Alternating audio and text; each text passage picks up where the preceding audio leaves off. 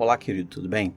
Hoje a gente vai estar falando sobre Tiago, capítulo 5, do verso 13 a 18, onde Tiago fala sobre oração, esse poder maravilhoso que nós temos junto ao Senhor, de poder conversar com Ele, de suplicar, de interceder, de clamar, e Ele nos ouvir e nos socorrer no tempo devido. É sobre isso que a gente vai falar hoje.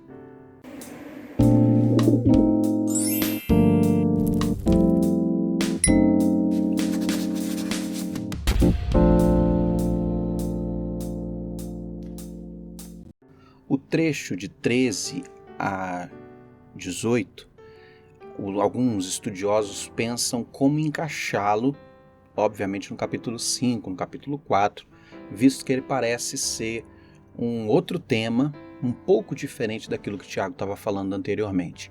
Parece uma sugestão, por exemplo, do comentário bíblico Brodmann, que Tiago tenha uma ideia de dizer, olha, ao invés de confiarem em si mesmos, como no capítulo 4, ou no capítulo 3, e ao invés de jurarem, orem. A ordenança e o propósito de Tiago escrever o capítulo 3 a 18 é falar sobre oração. E Tiago tem o tema de falar sobre oração em todo momento. Tiago começa no verso 13, 14, explicando, está alegre? Ore, manifestando a sua oração com louvores, com cânticos, com exaltação. Afinal de contas, orar também é cantar louvores, também é se alegrar com Deus. A gente acha que orar é só aquele momento onde a gente senta, fecha os olhos e conversa com Deus. Oração pode ser a todo instante, em todo lugar, de olho aberto, caminhando, conversando com Deus, exaltando a pessoa de Deus por seus atributos e por tantas obras maravilhosas que Ele realiza na nossa vida. O texto também diz, se você está aflito, ore também por essa pessoa. Se tem alguém aflito aí do seu lado, ore por essa pessoa, interceda por ela.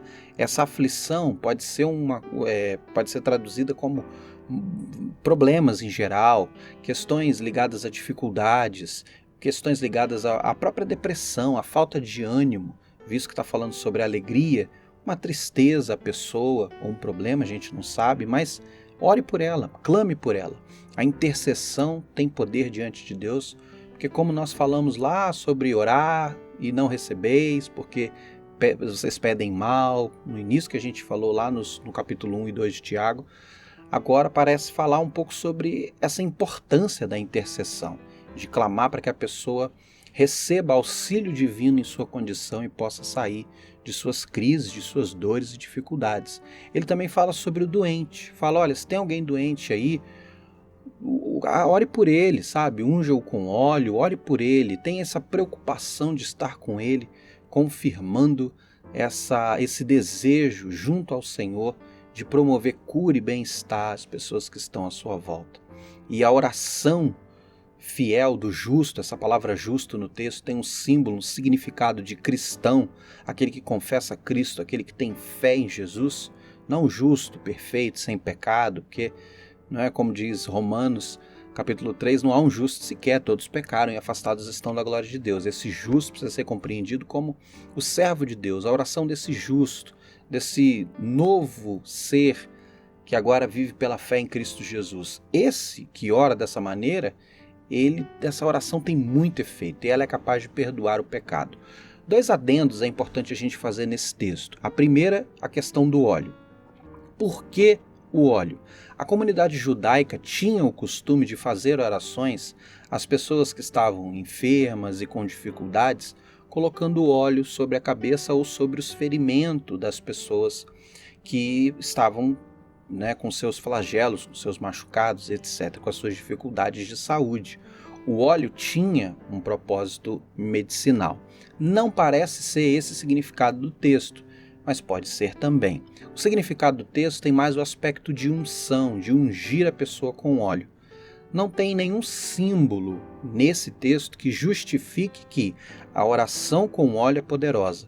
O óleo era um símbolo utilizado no primeiro século como um costume judaico colocado nos servos do Senhor Jesus Cristo que estavam convertidos a Cristo, mas tinham vindo de uma origem judaica, eram judeus convertidos. Vale lembrar, mais uma vez, que Tiago está escrevendo para judeus convertidos, para a igreja de judeus espalhada no mundo, a igreja que tinha, não é, seus ancestrais, o seu costume judaico, e que entendia que Jesus era de fato o Messias prometido do Antigo Testamento, eles trouxeram esse costume do óleo no primeiro século, fazendo as suas orações e derramando óleo nos doentes. Mas isso não significa que o óleo tem poder para curar, tampouco que é o óleo capaz de trazer transformação à vida do indivíduo. Tanto é que o texto mesmo está dizendo, a oração do justo move o poder de Deus, a ação de Deus de curar o enfermo. Nunca foi dado no texto ao óleo essa função sacra de ser algo que vai definir a ação de Deus de curar ou não alguém. Por isso que isso caiu no desuso. Porque o que Tiago está ensinando do 13 ao 18 não é a utilização do óleo. É a oração em todas as circunstâncias, a intercessão e o peso da intercessão. Então o óleo, na verdade, era um símbolo de confirmação de fé do indivíduo doente, de que ele cria em Jesus. Está errado também pensar que esse óleo é uma explicação para a extrema unção, ou seja, eu unjo com óleo, associado a isso eu peço a pessoa para confessar os seus pecados, para que ela tenha uma morte, encaminhada aos céus. Essa sugestão ou interpretação nesse texto está equivocada, porque o texto está dizendo sobre cura, não sobre morte. E o óleo não tem um aspecto de levar a pessoa para o céu. Tanto é que o próprio texto diz, se você orar por essa pessoa, você salvará essa pessoa da morte. Essa salvação não é em Cristo Jesus, não é a soteriologia, o aspecto da alma. É a morte física. Quando você ora e Deus cura, essa pessoa não morre. Esse é o significado, tá bom? Segundo ponto, além do óleo, que era só um símbolo de confirmação de fé, mas também era usado pelo paganismo do primeiro século. Os pagãos também ungiam com óleo, também acreditavam que o óleo tinha efeitos medicinais, porque era usado comumente em todas as culturas, e por isso a igreja foi deixando de usar o óleo em circunstâncias de oração. O texto também fala sobre confessar pecados. No primeiro século eles acreditavam, como uma origem judaica, de que os pecados trazem ao indivíduo consequências que são ruins e que geram essas enfermidades. Então eles acreditavam que era ideal que você, todas as vezes que você estivesse doente, passando por circunstâncias, você confessasse os seus pecados.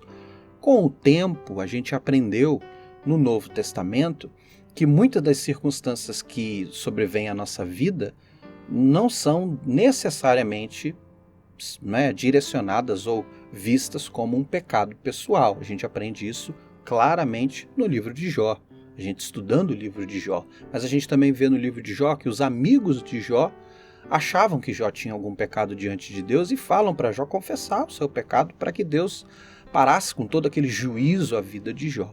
Mas esse consenso, ele de alguma forma morre no Novo Testamento, quando Jesus diz, por exemplo, em João capítulo 9, que o cego era cego, mas ele não carregava a culpa nem dele nem dos seus pais.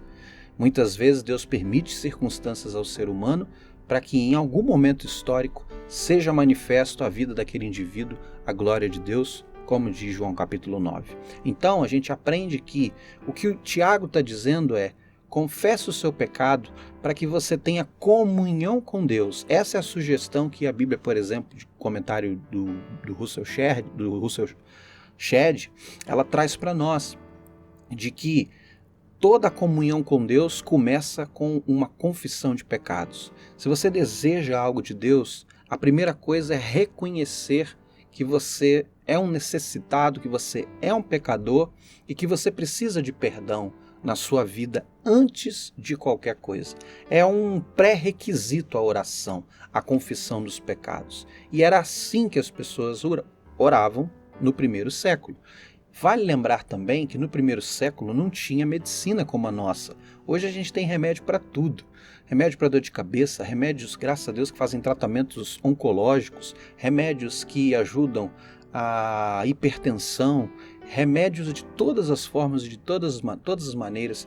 Hoje você tem uma possibilidade de tratamento assim, né, com o avanço da tecnologia e da ciência, obviamente também junto a isso a medicina, hoje você tem tratamento para quase todas as doenças possíveis. Lógico que tem algumas exceções, mas quase tudo é tratável hoje na medicina a médio e longo prazo. Na época não era assim. Na época as pessoas morriam muitas crianças, muitos jovens, muitos adultos, muitas mulheres, muitos homens com doenças que hoje possivelmente são tratadas com um comprimido, por exemplo. Então o dom de cura, a ação de curar de Deus era muito mais palpável, era muito mais vista e também muito mais necessária a esse tempo do que nos nossos dias. Alguém já disse que Deus hoje se utiliza da própria inteligência humana para curar a minha vida e a sua. Naquela época, talvez uma dor de cabeça era uma necessidade muito grande de você, por exemplo, orar ao Senhor e pedir a Ele misericórdia para te livrar dessas dores de cabeça. E hoje talvez você tenha aí um paracetamol na sua gaveta. Então a distinção com relação à condição de saúde humana, de bem-estar, até de higiene pessoal, de condições de saneamento básico para aquela época, no primeiro século, para hoje, são muito discrepantes e por isso tinha muita doença e a necessidade de oração sobre os doentes era muito grande. Então ele fala para chamar os presbíteros, os anciãos, que na verdade é um símbolo dos líderes da igreja, de homens de fé que eram respeitados e que também na comunidade judaica tinham também esse mesmo ofício de visitar as pessoas doentes e orar com elas. Muitos comentaristas dizem que até os anciãos pediam para que a pessoa orasse diante de Deus, não o ancião oraria junto, mas se a pessoa estivesse muito enferma, sem condições de proferir a sua oração, o ancião então estaria intercedendo junto àquela pessoa no seu leito. O que a gente acredita é que Tiago está falando sobre o poder sobrenatural de clamar ao Senhor sobre todas e quaisquer circunstâncias que nós passemos na nossa vida, mesmo que elas sejam muito difíceis. E esse é o mandamento do texto. Não tem nada a ver com extrema-unção, perdão de pecados para ir para o céu. O texto é um texto de vida. Oração cura o ferido. Oração faz com que o indivíduo se conecte a Deus e seja salvo. Essa salvação, mais uma vez, é da morte física, das doenças. Se você ler, você vai entender. E também a oração capaz de mover o céu de uma forma maravilhosa. É o texto, por exemplo, ele fecha essa citação falando sobre Elias.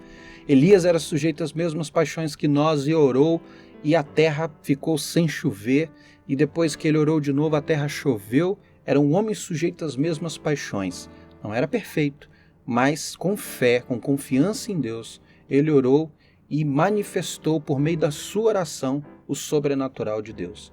E essa é a chave do texto de Tiago. Falar para a gente que Deus pode mover coisas sobrenaturais se nós nos curvarmos ao Senhor, orarmos, confessarmos os nossos pecados. Isso vai de encontro àquilo que Jesus ensinou na oração do Pai Nosso, um símbolo, modelo para a gente ter como oração: perdoai as nossas ofensas, assim como nós perdoamos a quem nos tem ofendido. Ou seja, está de encontro novamente ao Sermão do Monte, a ideia de Jesus, daquele discurso de Jesus, Mateus capítulo 5 a 7, como o Tiago tem esse texto muito como base de seu pensamento, e é essa oração, a oração de fé, a oração intercessória, a oração de confissão de pecados, que move o sobrenatural de Deus. É isso que Tiago está ensinando, falando, olha, o perdão dos pecados, confessar os pecados para Deus, entregar essa confissão de pecados ao Senhor, pedir a Deus perdão, essa é a ideia.